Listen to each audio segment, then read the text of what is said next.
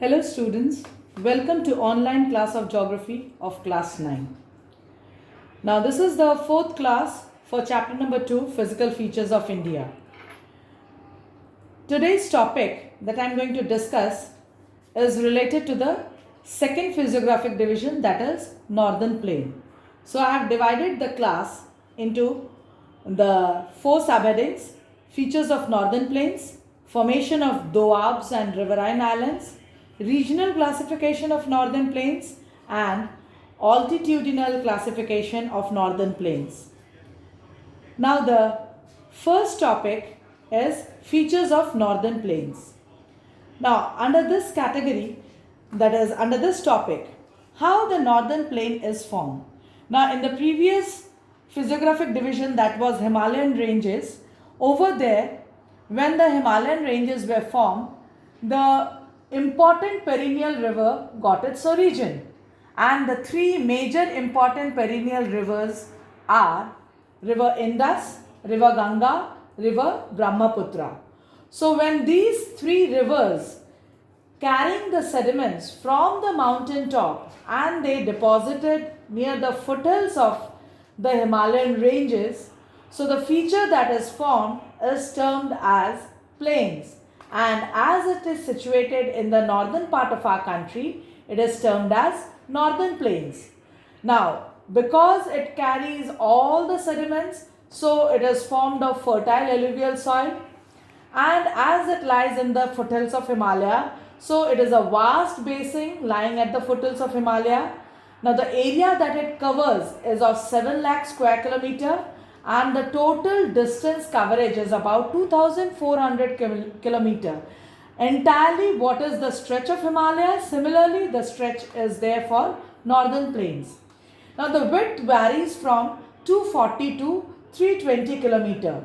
Now in this respect, 240 kilometer width is there in the, what we can say, it is there in the parts of Punjab, Haryana, somewhere like West Bengal region where the width of northern plain is of 320 kilometer. Again gradually it reduces, so the width varies from east to west or west to east direction. Now it is the densely populated physiographic division.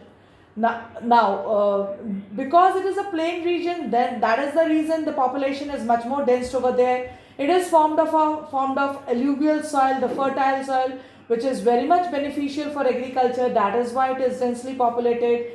Now for agriculture, the prime factor that is there, adequate water supply, that is easily available, and it possesses favorable climate. So these are the various reasons why northern plains is the densely populated physiographic division. And as it supports a huge lot of agricultural activity, it is also known as food bowl or the granaries of India. Now the most agriculturally productive part of India is the northern plains. So thus wise it is termed as food bowl or the granaries of India. Now the next is northern plains that is found in our country, the stretch. Just see the stretch, it is there in the fringes of Rajasthan, the narrow fringes of Rajasthan, Punjab, Haryana, parts of Uttar Pradesh, this part is Delhi, the Uttar Pradesh, Bihar, little edge of Jharkhand, leaving the western part of West Bengal, that is our district, Bankura is left out. We are having the rest part of West Bengal, northern part of the West Bengal is left out, little bit of Meghalaya, and the lower Assam region is there for the stretch of northern plain. Now Rajasthan is also there having a fringes of northern plain because of that Satluj river basin. Rest we are having the Thar desert area.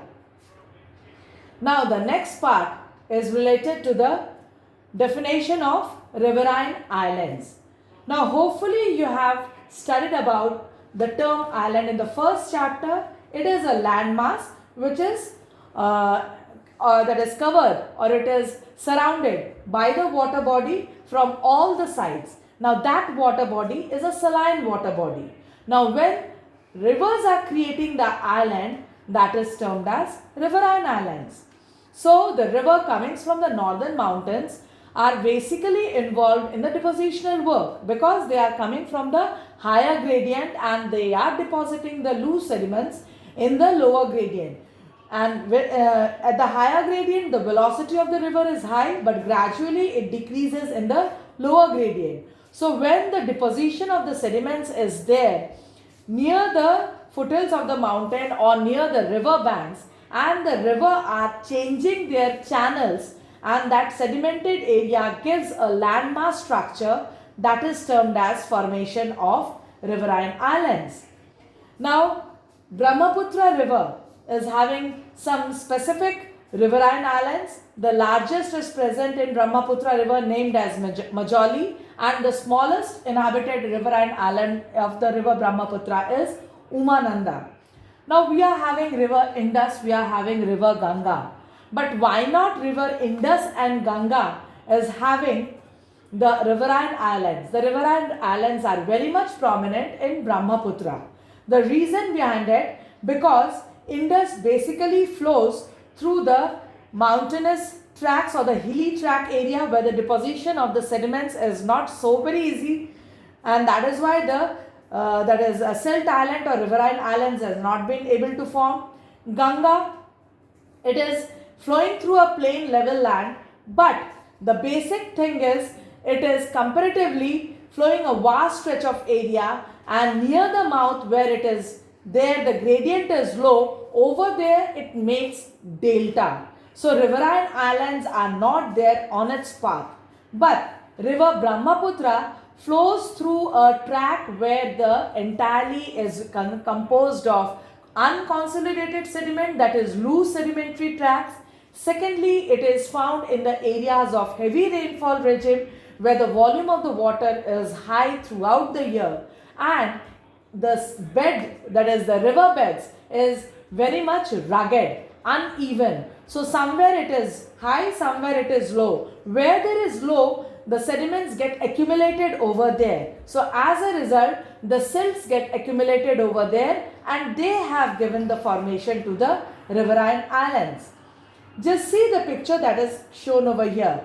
This is a river, this is a river, this side is also a river. In between the sediments that has been deposited by this river, entirely enclosed by the river, this part is termed as riverine island. Now the next topic is related to the distributaries and doabs. Now when you are going to study about much more detail up of these things in third chapter, that is drainage. Here I am just giving a bit that is definition about distributary. When river originates from a hilly region, they follow through a track from hilly area to a low-lying area. Now on its way, there are numerous channels that joins that main stream. The one which joins the main stream is termed as tributaries. By the by the edge of the that is the mouth of the river. When we say mouth, that means the river is going to drain out near the oceanic areas or the sea areas.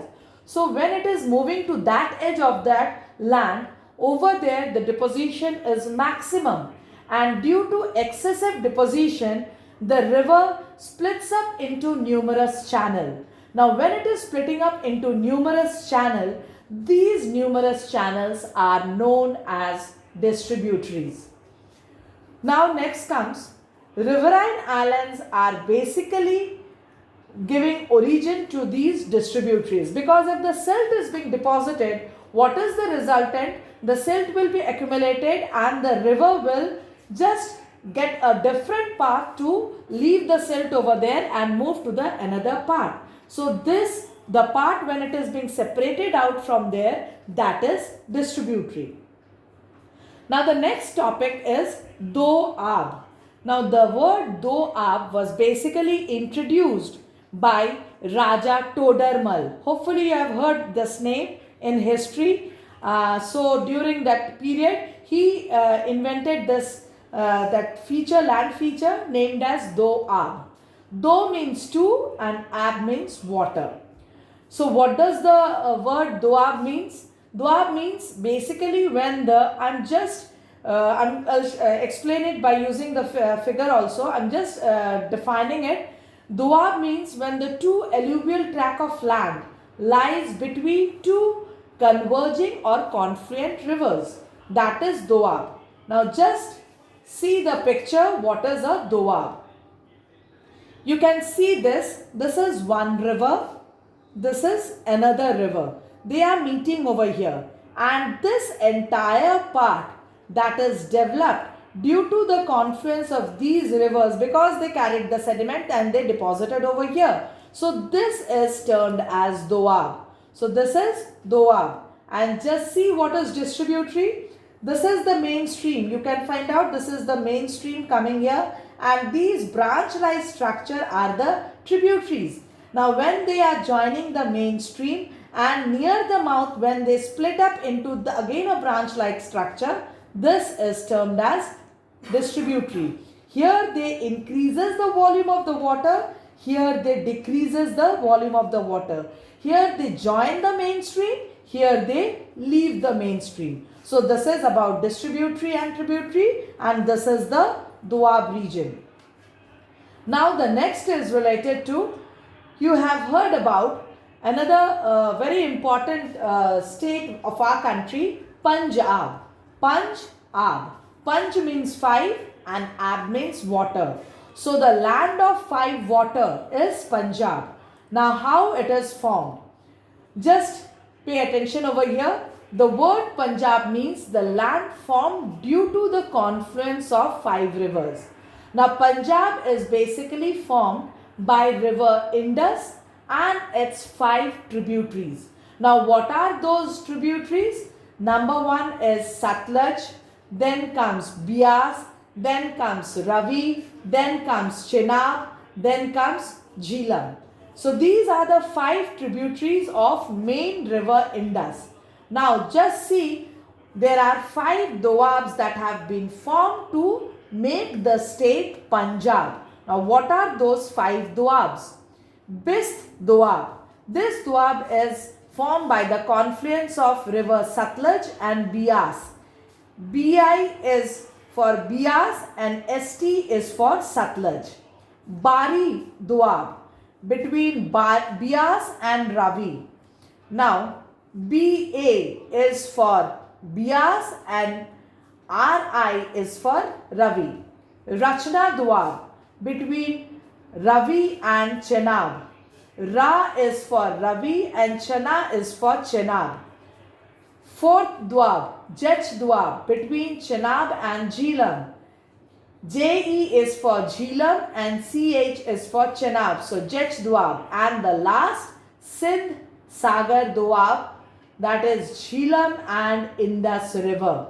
So here they have not taken any sort of the words from the name of the two rivers, because it is the main river along with its one tributary, Sindh, that is the Sindh area. So it is Sindh Sagar doab. So altogether these five doabs has made the land of Punjab.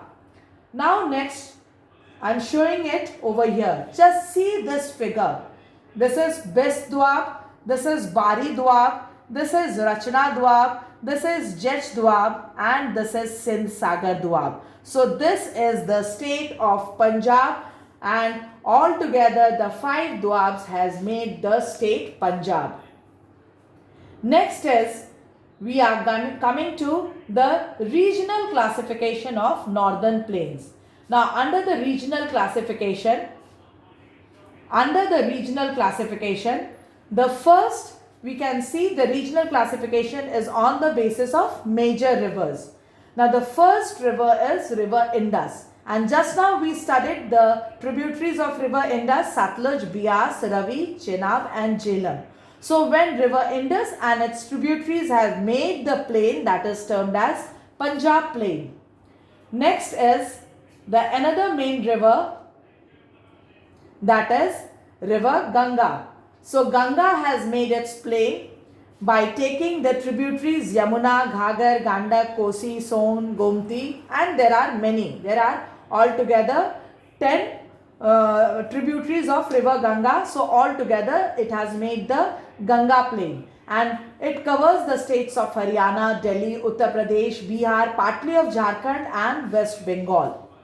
Now the third plain is the Assam plain, or we term it as a Brahmaputra plain, because it is made by river Brahmaputra and its tributaries Tista, Dihang, Dibang, Lohit, Manas, and it occupies the state of Assam, or it covers the state of Assam. So regionally the entire northern plain is classified into three. River Indus along with its tributary is Punjab plain, river Ganga along with its tributary is Ganga plain, and river Brahmaputra along with its tributary either Brahmaputra plain or Assam plain. Now next classification is there, altitudinal classification. Now northern plains, what is the first point of the origin of the northern plains? It is the foothills. Now we have used the word foothills. That means over there the height is not negligible. There is a height, and when there is a height, the soil structure is not fine. And gradually when we move to the lower reaches near the river banks, the soil structure becomes much more finer. So on that basis, the northern plains are also classified into four categories. Now on the basis of the variation in relief feature, the northern plains are classified into four categories. Number one is Bhabar.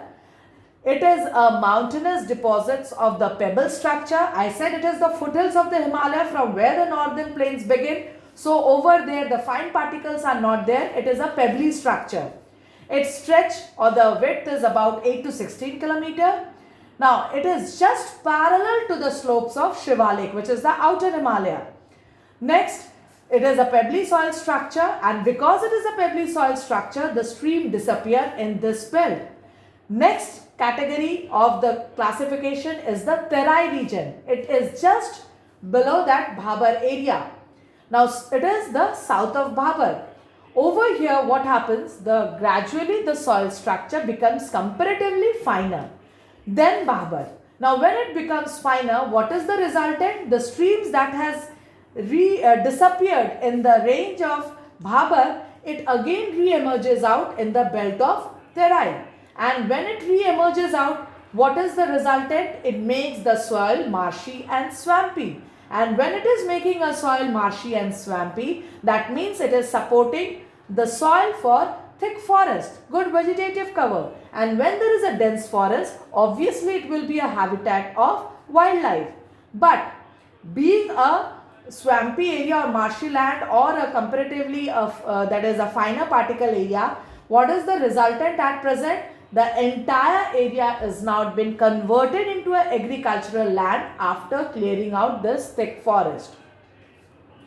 Now the third category, we are having the next category of the classification, that is there. I am just pointing out with the help of the diagram, then I am going to point out the features. Now just see, this is the Himalayan mountain and it is the foothills. You can see the pebbly structure over here, the Bhabar region, which is near to 8 to 16 kilometer of the width, and here the streams disappear. Now this is the area where the finer particles are there. This is the Terai region, and here the streams again re-emerges out. Now gradually we are approaching towards the river valley.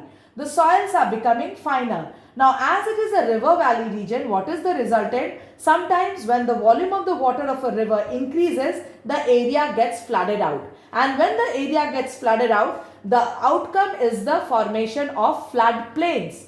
The flood plains means the sediments done by the flooded water that increases the height of the edges of the river bank. So that is a flood plain. So here we are having the flood plains.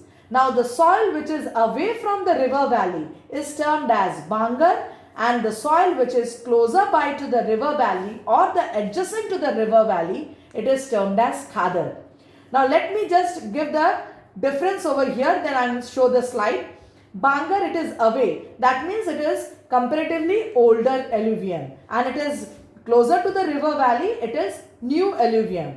the Bangar is not renewed at a proper interval. So comparatively it is less fertile, and Khadar regularly it is renewed every year, so it is more fertile. And here the concentration of calcium is more, so thus wise also it is less fertile. But here we are having fine particles of the sediment, so it is more fertile. So this entire is the altitudinal classification of northern plains. Now let me proceed with the features of the that is the Bangar and the Khadar, that is alluvial plains or the flat plains. It is a terrace-like feature above the flat plains of the river, consists of calcareous deposition known as kankar, older alluvium, and next is the Khadar. It is a new alluvium. Just now I focused it with the help of the diagram. I displayed with the help of the diagram, and consists of younger deposits of the flat plain. Soil is renewed regularly every year, and as the soil is renewed regularly every year, so it is an ideal site for the intensive agriculture. Now I have given some questions based upon the topic that I have discussed today. The questions are: why northern plain is densely populated physiographic division of India? Explained in 3 points. And the second question: distinguish between the two types of the soil found in the flat plains. I explained it, that where the flat plains develop and what are the two types of soil that is present in that particular feature, that is flat plain. So you have to write the answer of these two questions. And next, if you are having any questions related to the topic that I discussed today, please mention it in the comment section, and thank you for following the class.